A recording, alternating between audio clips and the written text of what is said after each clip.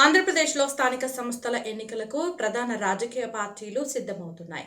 ఒకవైపు TDP, Janasena, BJP కూటమి సీట్ల పంపకాలపై కసరత్తు చేస్తుంటే, మరోవైపు వైసీపీ కూడా తన క్యాడర్ను ఎన్నికలకు సిద్ధం చేస్తుంది. 2024 అసెంబ్లీ ఎన్నికల్లో కూటమి కలిసి పోటీ చేసినప్పటికీ స్థానిక ఎన్నికల్లో సీట్ల పంపకం అదే విధంగా ఉంటుందా అనే చర్చ మొదలైంది. టీడీపీ, జనసేన, బీజేపీ మధ్య ఏ పార్టీకి ఎన్ని స్థానాలు ఇవ్వాలనే అంశంపై పలు ఫార్ములాలు పరిశీలనలో ఉన్నట్లు తెలుస్తోంది. గతంలో చర్చకు వచ్చిన 80-15-5 ఫార్ములా కొనసాగుతుందా లేదా కొత్త సీట్ల పంపకం ఉంటుందా అనే ఆసక్తికరంగా మారింది. జనసేన కూడా గతంతో పోలిస్తే ఎక్కువ స్థానాలు కోరుతున్నట్లు సమాచారం. ఇదే సమయంలో డిప్యూటీ సీఎం పవన్ కళ్యాణ్ స్థానిక పరిస్థితులు, సామాజిక సమీకరణాలు, రాజకీయ బలాబలాలను పరిగణలోకి తీసుకుని సీట్ల సర్దుబాటు ఉంటుందని, కార్యకర్తల ఆత్మగౌరవానికి భంగం కలిగించే నిర్ణయాలు ఉండవని చెప్పడం చర్చనీయాంశంగా మారింది. మరోవైపు వైసీపీ అధినేత జగన్ కూడా స్థానిక ఎన్నికలపై పార్టీ శ్రేణులకు స్పష్టమైన దిశానిర్దేశం చేస్తున్నట్లు తెలుస్తోంది.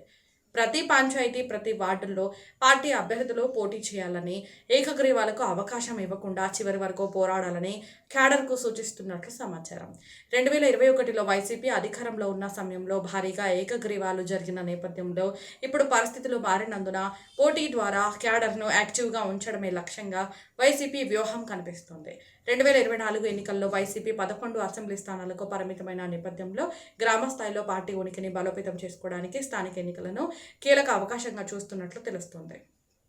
త్వరలో 175 నియోజకవర్గాల ఇన్ఛార్జీలు, ముఖ్య నేతలతో జగన్ సమావేశమై అభ్యర్థుల ఎంపిక, క్యాడర్ సమన్వయం, స్థానిక బలాబలాలపై దిశానిర్దేశం చేసే అవకాశం ఉంది.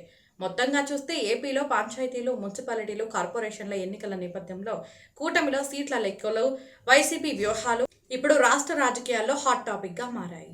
ఏ పార్టీకి ఎన్ని సీట్లు దక్కుతాయి, కూటమి సీట్ల పంపకం ఎలా ఉంటుంది, వైసీపీ క్యాడర్ ఎంతవరకు పోటీ ఇస్తుంది అనే అంశాలపై అధికారిక ప్రకటనల కోసం రాజకీయ వర్గాల్లో ఆసక్తి నెలకొంది.